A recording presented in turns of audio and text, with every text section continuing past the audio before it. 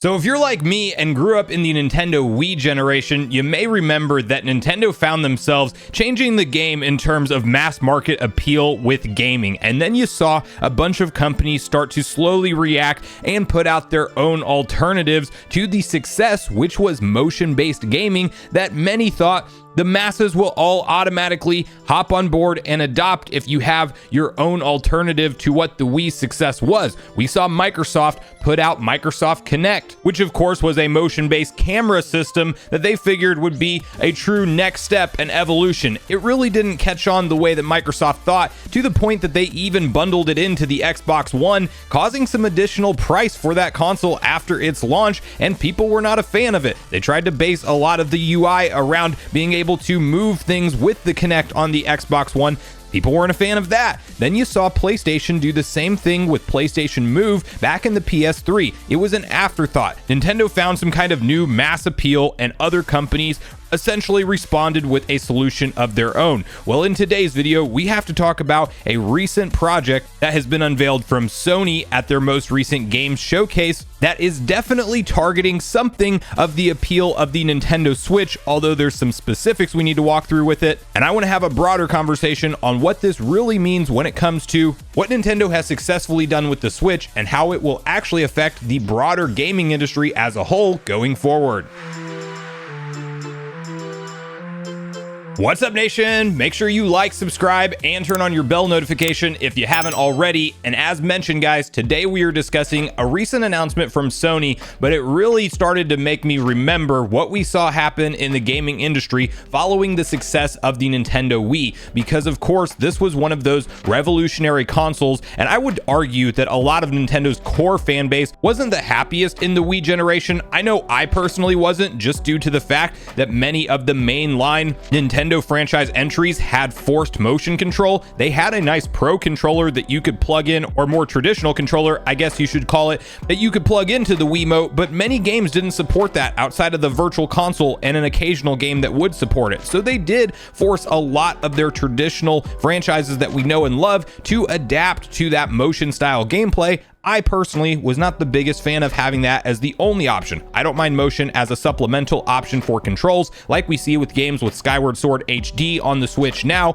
and like we see with Metroid Prime Remastered, for example. But when it is the only option to play, that's a little bit of a turnoff for me. But there's no denying that when Nintendo came out with the successful Wii launch that they did, and it got to that 100 million mark over the course of its life cycle, that they had targeted and hit successfully a different audience. You saw grandparents playing alongside of their kids with video games for the first time because they could understand things like Wii Sports, where you're playing a sports game but virtually inside with motion, and it worked very well. Nintendo absolutely had a smash hit success on their hands. We saw all of the other companies look around in the room and realize what Nintendo had on their hands and essentially try to emulate it with a product similar to that. We already mentioned in the intro Xbox's Kinect in detail, and Sony responded with the PlayStation Move controllers from the PS3 era that, funnily enough, you can still use with the PS4 and the PSVR 1 today, but that was definitely their response to the mass market appeal that Nintendo had created. Well, we now find ourselves in a generation that Nintendo once again has struck gold with a hybrid form factor console, being the Switch.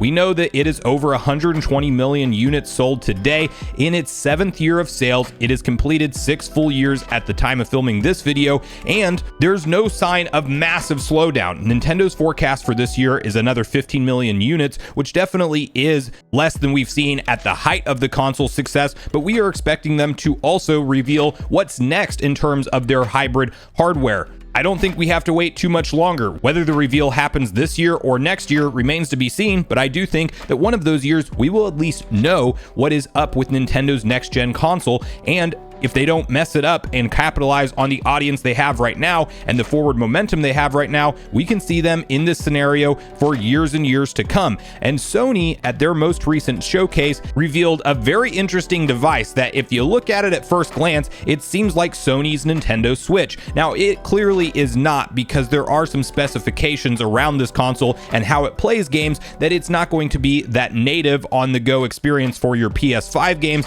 but it is interesting to see Sony make make this such a focus right now. We are also seeing Microsoft do it in their own way with a big push towards cloud gaming. I do think though that this particular device signals that Sony's looking around in the room and realizing that there is a big market for handheld gameplay right now. We're seeing all types of different competitors with the Steam Deck and with the Asus ROG series devices that you see being pumped out, essentially mini PCs that you can play your large library of games on the go. And now we're getting more into a market where people want to be able to play seamlessly wherever they're at. And first, to get on the same page with what Sony revealed and what some key differentiators are with this device and how the Switch works, let's quickly hop over to VGC and read through their detailed typed up article together. PlayStation reveals streaming portable device Project Q. It will allow users to stream games from their PS5 console via Wi-Fi.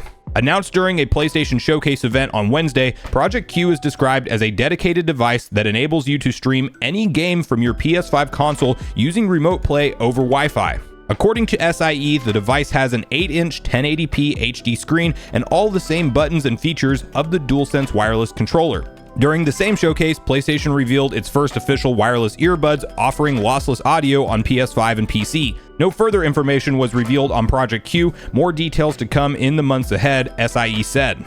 Now, when you look at this device at first glance, it looks like they took a DualSense controller, chopped it off at the sides, and then put it between an 8-inch display, which I will actually say the size of 8-inch does seem very nice for a handheld display. I hope that whatever Nintendo's next console will be, maybe will target that size, but I do think that you just visually look at it, it looks a little bit weird. There's also the big elephant in the room, which is that, of course, it is a remote play device, meaning you have to have a Wi-Fi internet connection to play your PS5 games. It's not going to be something that you can be out and about in the middle of nowhere and expect a seamless gameplay experience with God of War Ragnarok on the go. That's not what this is, and that also begs the question of what the price point of this device will be, because if they come in at something like a $300 price point, it is not going to sell. It will bomb, mark my words right now, because this is essentially something you can already do with your smartphone and tablets with a simple controller accessory, or better yet, you can use your DualSense that you have today via Bluetooth. It might work more seamlessly on this device, but the option of what Sony is marketing here is already available with existing devices that you likely own right now. Now, some people are comparing this to more of a Wii U type of experience because it is definitely targeting that at-home play experience. The reason being is while you can be out and about on Wi-Fi and actually play your PS5 games via remote play, you will not expect a seamless gaming experience doing that. Unless you have rock solid, low latency Wi-Fi wherever you're at, you're likely only going to be able to enjoy this thing in close to full quality at home, and that's assuming that you have a great low latency high-speed connection at your house. So you see that it's really already starting off at a big disadvantage in terms of its features. What may make this thing somewhat of a success is a very low price point that people just pick it up as an additional PS5 accessory, and then that way you can experience your games on the go as long as you have good internet, but it's clearly not that dedicated gaming device that would be a supplemental purchase from your PlayStation 5. I do think, though, we are in, once again, an era where companies are looking around in the room at Nintendo, seeing their continued momentum and success, and they definitely want a slice of that consumer pie for themselves. We saw a slide from PlayStation yesterday that was making the rounds everywhere in their financial briefing that essentially showed Nintendo's brand awareness like staying flat over all of the years, which I don't know how they can come to that conclusion, but in reality, they are looking around and seeing mass market appeal around being able to take games on the go, play them wherever you're at, and Microsoft is as well. I definitely think that Microsoft is approaching this in the more logical way with something like xCloud. It's years and years out from having a seamless experience, but they know, and many companies, Sony included, knows that this will eventually become something that is potentially as seamless as playing on consoles wherever you're at. Once the technology is there, it might be 5 years off, it might be 10 years off, but one day cloud will be a big portion of the gaming business. That's also what the big holdup is with the Microsoft Activision Blizzard merger and the CMA, because they're concerned Microsoft has too much of an advantage in that market space if they acquire Activision Blizzard. We even saw at Sony's financial briefing that their big focus is going to be on cloud gaming. At least a big push